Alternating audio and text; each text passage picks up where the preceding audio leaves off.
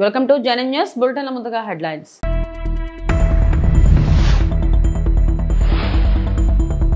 రాజమహేంద్రవరం ప్రజల రుణం తీర్చుకోలేనిది Nara Bhuvaneswari.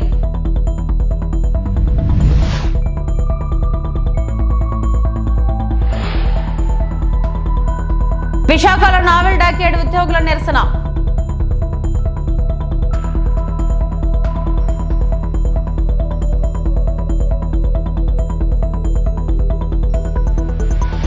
Vizag 2 town police station పరిధిలో గంజాయి చాక్లెట్స్ ను పట్టుకున్న పోలీసులు.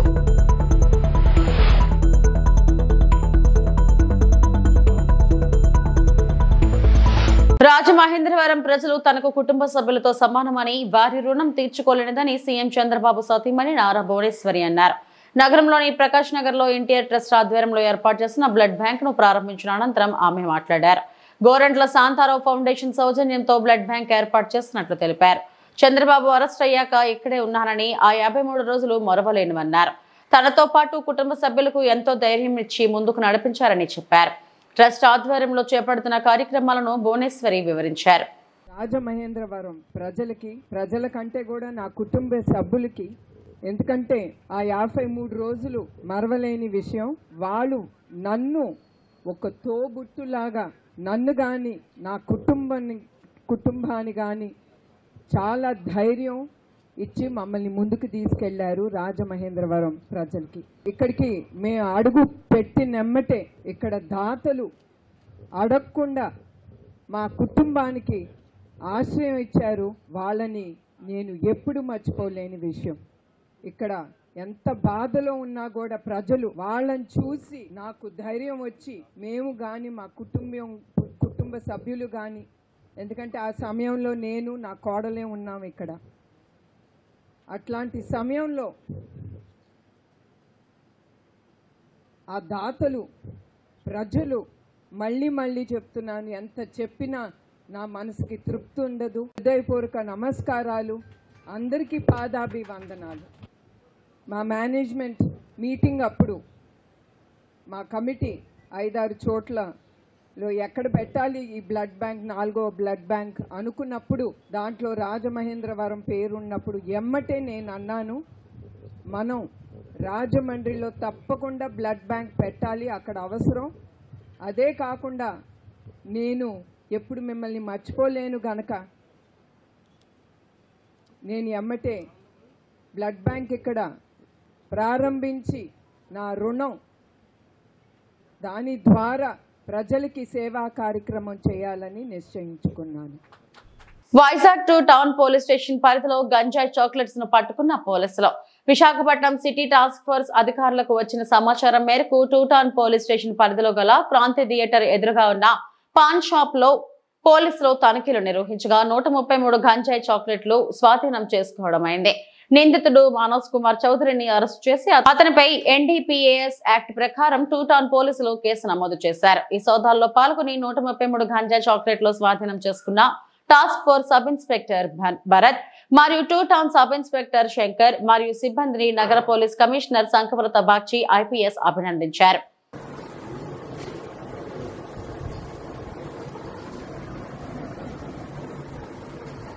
విశాఖలోని నావెల్ డాక్యార్డ్ లో విజయనగరం గేట్ వద్ద డాక్యార్డ్ ఉద్యోగులు నిరసనకు దిగారు. కాన్వెంట్ జంక్షన్ సింధియా మధ్య మూసేసిన రహదారికి ప్రత్యామ్నాయం చూపాలని డిమాండ్ చేశారు. షిప్ బిల్డింగ్ సెంటర్ మార్గం వినియోగించుకునే అవకాశం ఇవ్వాలని నినాదాలు చేశారు.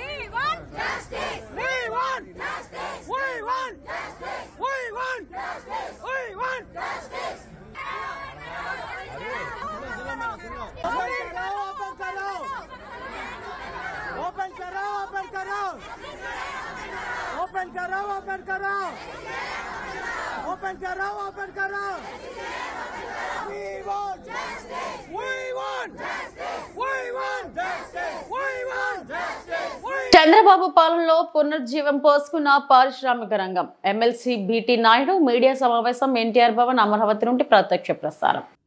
దాని ఫలితంగా ఈరోజు రాష్ట్రం పారిశ్రామిక రంగం అనేది అన్ని రకాలుగా ఇబ్బంది పడే పరిస్థితి మనం చూస్తున్నాం. దీనికి భిన్నంగా మీరు చూశారు, జూన్ 12, 2024 నాడు ముఖ్యమంత్రిగా నారా చంద్రబాబు నాయుడు గారు ప్రమాణ స్వీకారం చేసిన మొదటి అడుగు నుంచే పారిశ్రామిక రంగానికి సంబంధించి కీలకమైనటువంటి నిర్ణయాలు తీసుకున్న విషయం మీ అందరికీ తెలుసు. అందులో ప్రధానంగా ఈజ్ ఆఫ్ డూయింగ్ బిజినెస్ అని నుంచి స్పీడ్ ఆఫ్ డూయింగ్ బిజినెస్ అనే పాలసీకి అనుగుణంగా పరిగెత్తిస్తున్నాడు. అనుభవం, ఈ రాక్షస పాలన నుంచి చూసినటువంటి ఇబ్బందులన్నీ కూడా గమనించి మొట్టమొదటిసారిగా కాన్సన్ట్రేషన్ చేసినటువంటి రంగం పారిశ్రామిక రంగం. ఎప్పుడైతే ముఖ్యమంత్రిగా చంద్రబాబు నాయుడు గారు ప్రమాణ స్వీకారం చేశారో ఆ రోజే జాతీయ అంతర్జాతీయ సంబంధించినటువంటి అన్ని సంస్థలన్నీ కూడా క్యూ కట్టాయి. దాదాపు 10 లక్షల కోట్ల పెట్టుబడులతో 7.75 లక్షల ఉద్యోగాల లక్ష్యంగానే పాలసీ రెడీ అయింది. అదేవిధంగా వచ్చే 5 ఏళ్ళలో 20 లక్షల ఉద్యోగాలు యువతకు కల్పించాలనే ఉద్దేశంతోనే ముఖ్యమంత్రిగా చంద్రబాబు నాయుడు గారు యువ నాయకుడైనటువంటి నారా లోకేష్ బాబు గారు ప్రతిరోజు యువత గురించి ఆలోచిస్తున్న విషయం మీ అందరికీ తెలుసు. అందులో భాగంగా యువకుడైనటువంటి కర్నూలు జిల్లా వాసి అయినటువంటి టీజీ భరత్ గారికి ఎంతో అనుభవం ఉన్నటువంటి ఫ్యామిలీ అది. మినిస్టర్గా పరిశ్రమల శాఖ మంత్రిగా ఇచ్చి యువకుడిని కూడా ప్రోత్సహించారు. అంటే దాని సందేశం ఏంటంటే యువతను మేము ప్రోత్సహిస్తున్నాం, యువతకు సంబంధించినటువంటి ఉద్యోగాలు ఉపాధి రంగాలు కూడా కేటాయించబోతున్నాం అని చెప్పడానికి ఒక టీజీ భరత్ గారికి ఇచ్చి ఎంకరేజ్ చేసినటువంటి పరిస్థితి మనం చూస్తున్నాం. అట్లనే రాష్ట్రంలో 3 చోట్లు జగ్గైపేట నియోజకవర్గంపై తనకు పూర్తి అవగాహన ఉందని, ప్రజా సమస్యలు, అభివృద్ధి పథకాలు వంటి అన్నిటిపై ప్రత్యేక దృష్టి సారిస్తానని నియోజకవర్గ వైసీపీ ఇన్ఛార్జ్ తాన్నేని నాగేశ్వరరావు ప్రకటించారు. ఈ రోజు జరిగిన పాత్రికేయుల సమావేశంలో ఆయన మాట్లాడుతూ గత వైసీపీ ప్రభుత్వంలో అనేక కోట్ల రూపాయలు విలువ చేసే అభివృద్ధి పనులు జరిగాయని, కొన్ని పనులు మధ్యలోనే నిలిచిపోయాయన్నారు. వాటినన్నింటినీ ప్రస్తుత శాసనసభ్యులు శ్రీరామ్ రాజగోపాల్ కొనసాగించాలని కోరారు. జగ్గపేట హైవే బస్టాండ్ నిర్మాణం జరిగి బస్సులు ఆగే పరిస్థితి లేకుండా పోయిందని, వెంటనే హైవే బస్సులను నిలిపే విధంగా చర్యలు తీసుకోవాలని డిమాండ్ చేశారు. వరద ప్రాంతాలలో మంచినీటి పైపులు దెబ్బతిన్నాయని, వాటి స్థానంలో ప్రత్యేకంగా మంచినీటి ట్యాంకర్లు ఏర్పాటు కూడా ప్రభుత్వం అవకాశం ఇవ్వకపోవడం వలన ప్రజలు అనేక ఇబ్బందులకు గురవుతున్నారని ఆరోపించారు. తక్షణమే అవసరమైన గ్రామాలలో మంచినీటి ట్యాంకర్లను ఏర్పాటు చేయాలని, పెద్ద ప్రాతిపదికన మంచినీటి పైప్ లైన్లను రిపేర్ చేయించాలని కోరారు. ఇలాంటి సమస్యలన్నింటినీ 2 వారాలలో పరిష్కరించకపోతే వైసీపీ ఆధ్వర్యంలో పెద్ద ఎత్తున ఆందోళన నిర్వహిస్తామని హెచ్చరించారు. ముఖ్యంగా ఈ నియోజకవర్గానికి సంబంధించి వైఎస్ఆర్ కాంగ్రెస్ పార్టీ ప్రభుత్వంలో హైవే బస్టాండ్ సుమారుగా ₹1 కోటి పైగా నిధులతోని అప్పటి మాజీ ప్రభుత్వ విప్, మాజీ శాసనసభ్యులు సామినేని ఉదయభాను గారి నేతృత్వంలో హైవే బస్టాండ్ని పూర్తి చేయడం జరిగింది.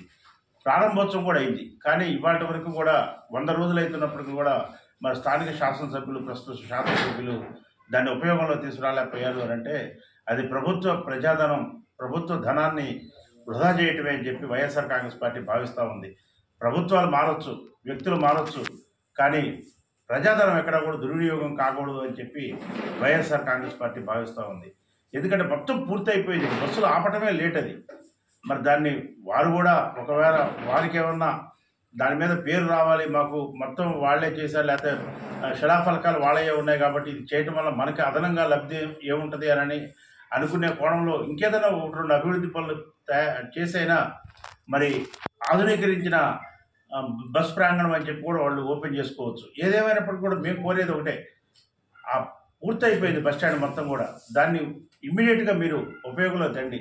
బస్సులు హైదరాబాద్ నుంచి విజయవాడ అన్ని బస్సులు కూడా ఆగేటట్టుగా చేస్తే జగ్గైపేట పట్టణం సత్వరం అభివృద్ధి చెందుతుందని చెప్పి, ప్రయాణికులకు బాగుంటుందని చెప్పి మేము తెలియజేసుకుంటూ, అలానే టీటీడీ కళ్యాణ మండపం కూడా మరి చాలా వరకు అయిపోవచ్చింది. దాన్ని కూడా త్వరితగతిన పూర్తి చేసి దాన్ని మరి ప్రజలకి సౌకర్యార్థం ఉంచాలని చెప్పి, అలానే టిడ్కో ఇళ్లకు సంబంధించి కూడా మరి వైఎస్ఆర్ కాంగ్రెస్ పార్టీ హయాంలో 45 కోట్ల రూపాయలు మరి జగన్మోహన్ రెడ్డి గారు ప్రత్యేకమైన శ్రద్ధతోని కాంట్రాక్టర్కి ఇప్పించి తర్వాత 13 కోట్ల రూపాయల సబ్స్టేషన్కి నిధులు మంజూరు చేయించి దాన్ని కూడా ఆల్మోస్ట్ మొత్తం కూడా నిర్మాణం సత్వరం జరుగుతూ ఉంది. అక్కడ మౌలిక సదుపాయాలు మొత్తం కూడా రోడ్లు కానీ డ్రైన్లు కానీ మరి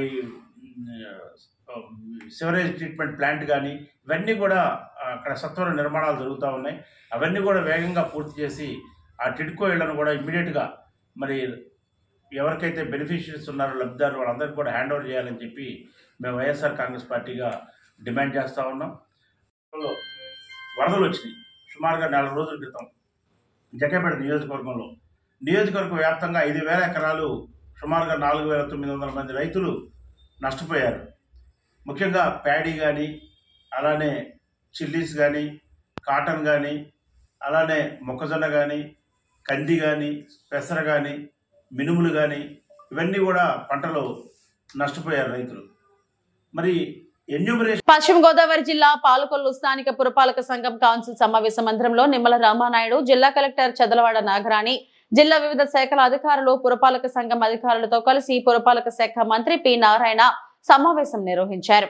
పాలకొల్లు పట్టణంలో మిగిలి ఉన్న వివిధ అభివృద్ధి పనులు, త్రాగునీరు, రహదారులు, డ్రైనేజీలు, శానిటేషన్ తదితర అభివృద్ధి కార్యక్రమాలపై మంత్రి నారాయణకు మంత్రి నిమ్మల రామానాయుడు వివరించారు.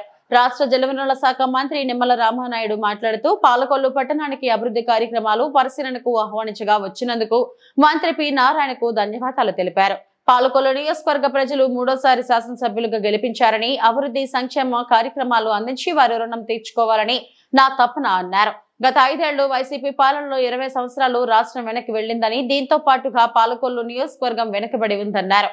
వైసీపీ గాలిలో కూడా పాలకొల్లు ప్రజలు నన్ను గెలిపించాలని, వారి సంక్షేమం అభివృద్ధి చేయడమే మన ప్రధాన అజెండా అని తెలియజేశారు.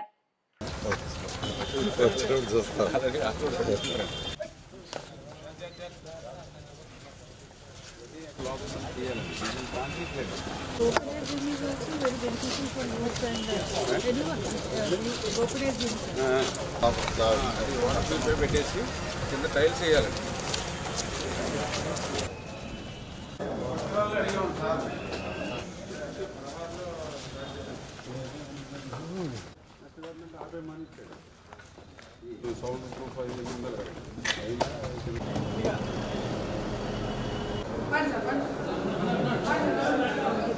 అందరూ కూడా చూశారు. పేదవాడి కళ, మహిళల సొంతింటి కళ నెరవేరాలనే ఉద్దేశంతో ఆ రోజు ఆంధ్రప్రదేశ్ రాష్ట్రంలో మరి ఆ రోజు చంద్రబాబు నాయుడు గారు 8 లక్షల ఎన్టీఆర్ టిడ్కో ఇల్లు నిర్మాణం చేయాలనేటువంటి సంకల్పంలో భాగంగా మన పాలకొల్లు పట్టణంలో కూడా 7,159 ఇళ్లను ఆ రోజు మనం నిర్మాణాన్ని ప్రారంభించి రాత్రి పగలు అనేటువంటి తేడా లేకుండా రాత్రుల్లో సైతం మరి లైట్స్లో మరి పెద్ద ఎత్తున ఆ రోజు 80 నుంచి 90% ఇళ్లను ఆ రోజు 2019 ఎన్నికల సమయానికి మనం పూర్తి చేస్తే 5 సంవత్సరాల వాళ్ళ పాలనలో ఆ మిగిలినటువంటి 10%, 20%, ఇది నేను చెప్పడం కాదు. ఆ రోజు 2019 ఎన్నికల తర్వాత అసెంబ్లీలో ఆ రోజు నేను ప్రశ్న వేస్తే ఆ రోజు బొత్స సత్యనారాయణ గారు ఆ రోజు పట్టణాభివృద్ధి శాఖ మంత్రిగా ఉండి పాలకొల్లులో 85% ఇళ్లు పూర్తయ్యాయని సాక్షాత్ ఆ రోజు మంత్రి బొత్స చెప్పినటువంటి పరిస్థితి. అంటే 85% పూర్తయినటువంటి ఇల్లుని 5 సంవత్సరాల్లో ఒక్క అరబస్తా సిమెంట్ కానీ ఒక్క రూపాయి కానీ 5 సంవత్సరాల్లో పెట్టకపోవడంతో ఆ రోజు కోవిడ్ సమయం, కరోనా సమయం, పనులు లేవు, పస్తులుంటూ ఉన్నారు. నేను ఇంటింటికి ఆ కోవిడ్ పేషెంట్స్ని పలకరించాలని ఇంటికి వెళ్తే కనీసం మా ఇల్లు మాకుంటే మా ఇళ్లలో మేము పడి ఉండేవాళ్ళమని వాళ్ళ బాధ, ఆవేదన. అందుకే ఆ బాధ, ఆవేదన ఆ రోజు తాడేపల్లి మొద్దు నిద్రపోతున్నటువంటి జగన్మోహన్ రెడ్డి నిద్ర లేపడానికి 5 సంవత్సరాలు కూడా నిరంతరంగా మీ అందరితోటి కలిసి ఎన్నో పోరాటాలు చేశాం, ఎన్నో ఉద్యమాలు చేశాం. మరి పోస్ట్ కార్డుల ఉద్యమం దగ్గర నుంచి నా కుటుంబంతో సహా ఏదైతే గాంధీ బొమ్మల సెంటర్లో నా భార్య, నా పిల్లల కుటుంబంతో సత్యాగ్రహ దీక్ష చేయడం కానీ, అన్ని వార్డుల్లో దీక్షలు చేయడం, నరసాపురం మా పాదయాత్రగా పెద్ద ఎత్తున మహిళలతో మనం కలిపి పశ్చిమ గోదావరి జిల్లా నరసాపురం పట్టణంలోని భారతదేశ రాజ్యాంగ రక్షణ కోసం లౌకిక శక్తులను ఏకం చేస్తూ భారత రాజకీయాలలో తనదైన ముద్ర వేసుకున్న సిపిఎం ప్రధాన కార్యదర్శి వామపక్ష మేధావి సీతారాం యేచూరి మృతి తీరని లోటని పలువురు నాయకులు నివాళులు అర్పించారు. ఇటీవల అనారోగ్యంతో మృతి చెందిన సిపిఎం ప్రధాన కార్యదర్శి సీతారాం సంస్కరణ సభ నరసాపురం పట్టణంలోని అల్లూరి సత్యనారాయణ రాజు సాంస్కృతిక కేంద్రంలో నిర్వహించారు. ఈ సందర్భంగా సిపిఎం రాష్ట్ర కార్యదర్శి వర్గ సభ్యులు మంతన సీతారాం మాట్లాడుతూ విద్యార్థిగా ఉన్నప్పుడే యేచూరి భారత సమాజం పట్ల పూర్తి అవగాహన ఏర్పరచుకున్నారన్నారు. దేశ సామాజిక అసమానతలను అధ్యయనం చేసిన యేచూరి విద్యార్థిగా పలు ఉద్యమాలు నిర్వహించారని తెలిపారు.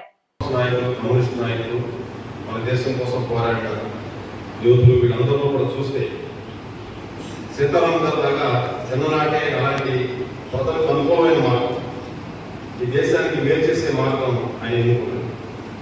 అందరికీ కూడా మేము చెప్తాం, విద్యార్థి ఉద్యమాల్లో మేము చెప్పేది ఏంటంటే బాగా చదవాలి, మీ చదువు కోసం మీ ఉద్యోగుల కోసం పోరాడాలి. సీతారాం గారు ఆ పని ఆయన ఉద్యమంలో రాకముందే చేశారు. 10th క్లాస్ సిలబస్ ఉంటుంది, SSLC ఆ స్థాయి syllabus central board of secondary education అని ఎప్పటికే ఉంటుంది, దేశంలో చాలా ఫేమస్. అది దేశవ్యాప్తంగా ఒక టెస్ట్ పెడితే, దానికి సంబంధించిన క్వాలిఫైయింగ్ టెస్ట్ పెడితే ఆ టెస్ట్లో పాల్గొని దేశంలోనే ఆయన ఫస్ట్ ర్యాంక్లో వచ్చాడు. అదే భక్త ఆయన ప్రతిభ. ఆయన కుటుంబంలో ఒక రాజకీయ నాయకులు ఈయన ఒక్కడే, కమ్యూనిస్ట్ కూడా ఈయన ఒక్కడే. మిగిలిన వాళ్ళు కూడా చాలా మేధావులు, అనేక ఉన్నత ఉద్యోగాలు కూడా చేశారు. మన గోదావరి జిల్లా వాడు, గోదావరి వాడు, కాకినాడ వాళ్ళ అమ్మది, వాళ్ళ నాన్నది, అందరిది కూడా వాళ్ళ తాతది, అందరిది కూడా కాకినాడే. వాస్తవంగా ఆయన మాత్రం చెప్పాడు, నేను కోనసీమ అయ్యాను, నేను కోనసీమ మా కుటుంబం. సీతారాం గారు ఎకనామిక్స్లో చాలా పెట్టారు. ఆయన MA ఎకనామిక్స్, తర్వాత డాక్టరేట్ కోసం కూడా ఆయన పరిశోధన కొంతకాలం చేసినప్పుడు ఆ తర్వాత ఎమర్జెన్సీ రావడం, అరెస్ట్ అవ్వడం, తర్వాత ప్రత్యక్ష రాజకీయాలు, విద్యార్థి రాజకీయాలు సిపిఎం వచ్చారు. దీంతో ఏంటంటే డాక్టరేట్ PhD కూడా సగం ఆదేశారు. ఢిల్లీ అయిపోయాడు. కాబట్టి ఢిల్లీలో శాశ్వతంగా కుటుంబం ఢిల్లీలో ఉండడం. తర్వాత సీతారాం గారు ఆయన దేశ విదేశాల్లో మెరిట్ తోటి, స్కాలర్షిప్ తోటి కాకుండా అప్పటికే అట్లాంటి చిన్న వయసులోనే ప్రజా ఉద్యమాల కోసం, దేశ ప్రజల కోసం, దేశం కోసం పనిచేయాలి అనే ఆలోచనకి వచ్చి ఆ రోజు మొత్తం కమ్యూనిస్టు సిద్ధాంతంతో ఆయన ప్రభావితమై SFIలోకి వచ్చి తర్వాత పార్టీలోకి పూర్తిగా కార్యకర్తగా వచ్చి పనిచేయడం ప్రారంభించారు. ఆయన భవిష్యత్తు జీవితం ఏ మార్గంలో ఉండాలని ఆయనే చిన్న వయసులోనే, యవ్వనంలోనే ఆయన నిర్ణయించుకుని ఆ రకంగా కమ్యూనిస్ట్ ఉద్యమంలోకి వచ్చారు. మీ అందరూ తెలుసు సుమరయ్య గారు అభివృద్ధి చేసిన వేలాది మంది కార్యకర్తలు. కర్నూలు జిల్లాలో ఆధ్యాత్మిక క్షేత్రమైన మంత్రాలయంను వ్యాపార కేంద్రంగా మార్చారు. కర్ణాటక భక్తులపై ఓ ప్రైవేట్ లాడ్జ్ నిర్వాహకుడు దురుసుగా ప్రవర్తించాడు. భక్తులు పోలీస్ స్టేషన్ ఫిర్యాదు చేయడంతో లాడ్జ్ నిర్వాహకులపై పోలీసులు కేసు నమోదు చేశారు. లాడ్జీలు విడతకి 24 గంటలకు గాను రోజుకు 1200 బేరం కుదుర్చుకున్నాడు. కానీ మధ్యాహ్నం సమయంకు ఖాళీ చేయాలని చెప్పడంతో భక్తులకు లాడ్జీల నిర్వాహకులు మధ్య గొడవ జరిగింది. లాడ్జింగ్ నిర్వాహకులు భక్తులపై దురుసుగా ప్రవర్తించడంతో పోలీస్ స్టేషన్ కు ఫిర్యాదు చేశారు.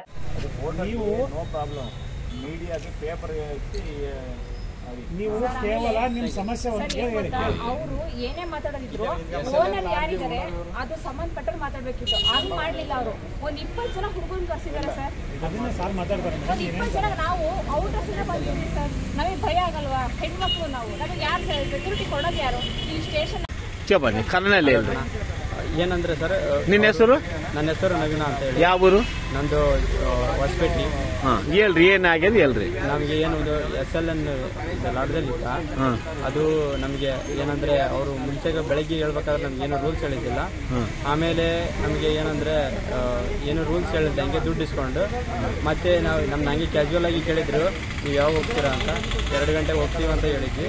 ಆ ಹೋಗ್ತೀವಿ ಅಂತ ಹೇಳಿದ್ರೆ ನೀವು ಇನ್ನೂ ಹೋಗಿಲ್ಲಲ್ಲ ಅಂತಂದೇಳಿ ಹೆಚ್ಚಿಗೆ ಅದು ಯಾರು ಈಗ ನಮ್ಮಂತವ್ರು ಯಾರೋ ಇದ್ದವ್ರು ದುಡ್ಡು ಇದ್ದವ್ರು ಪೇ ಮಾಡ್ತಾರೆ ಸರ್. ಹೆಣ್ಮಕ್ಳು ಕಟ್ಕೊಂಡು ನಾವು. ಎಷ್ಟು ಗಂಟೆ ಹೇಳಿದ್ರಿ ಅವರು ನಮಗೆ ಟೈಮಿಂಗ್ ಹೇಳೇ ಇಲ್ಲ ಸರ್. ಇವಾಗ ಎಷ್ಟು ಗಂಟೆಗೆ ಚೆಕ್ಔಟ್ ಮಾಡಂತಾರ? ಇವಾಗ ಏನಂದ್ರೆ ಇವಾಗೆಲ್ಲ 7 ಗಂಟೆ ಬಂದಿದ್ದಾರೆ, ಚೆಕ್ಔಟ್ ಮಾಡಿ ಅಂತ ಹೇಳ್ತಿದ್ರು ಸರ್. ಚೆಕ್ಔಟ್ ಎಷ್ಟು ಗಂಟೆಗೆ ಮಾಡಂತಾರೆ ನಿಮಗೆ? ಅವ್ರು ಹೇಳಿದ್ದೇ ಇಲ್ಲ ಸರ್ ನಮ್ಗೆ. ಏನು ನೀವು ಇವಾಗ ಬಂದು ಮಾಡ್ತಿರಲ್ಲ, ಎಷ್ಟು ಗಂಟೆಗೆ ಚೆಕ್ಅಪ್ ಮಾಡಂತಾರ? ಅವ್ರು ನಮಗೆ ಚೆಕ್ಔಟ್ ಹೇಳಿದ್ದೇ ಇಲ್ಲ ಸರ್ ನಮ್ಗೆ. ಹಾ, ಇಲ್ಲಲ್ಲ. ನೀವು ಎಷ್ಟು ಗಂಟೆ ಇವಾಗ ಅಂತಾರಲ್ಲ, ಎಷ್ಟು ಗಂಟೆಗೆ ಚೆಕ್ಔಟ್ ಅಂತವ? ಅವರು 8 ಗಂಟೆ ಒಳಗಡೆ ಖಾಲಿ ಮಾಡಿ ಅಂತ ಅಂತಿದ್ರು. ಅವಾಗ ಎಷ್ಟು ಗಂಟೆ ಆಗ್ತದೆ ನಿಮಗೆ? ನಮಗೆ ಅಂದ್ರೆ ನಮ್ದು ಬೆಳಿಗ್ಗೆ 3 ಗಂಟೆಗೆ ಬಸ್ ಇತ್ತು ಸರ್. ಅಲ್ಲ, ಒಂದು ತಗೊಂಡಿದ್ದ ಟೈಮ್ನಲ್ಲಿ ಇವಾಗ ನೀವು ಚೆಕ್ಅಪ್ ಒಳಗೆ ಎಷ್ಟು ಗಂಟೆ ಆಗ್ಯದ ಇವಾಗ? ಅದು ತಗೊಂಡು ನಾವು ಈಗ ಎಷ್ಟು 14 ಗಂಟೆ ಆಗಿದೆ ಸರ್. ನಾವು 2400 ಪೇ ಮಾಡಿದ್ವಿ. ನಮಗೆ ರೂಲ್ಸ್ ಹೇಳಿದ್ದಿಲ್ಲ ಸರ್. ಇವಿ ಇಪ್ಪటి వరకు నా బులెటిన్ అప్డేట్స్. నమస్తే.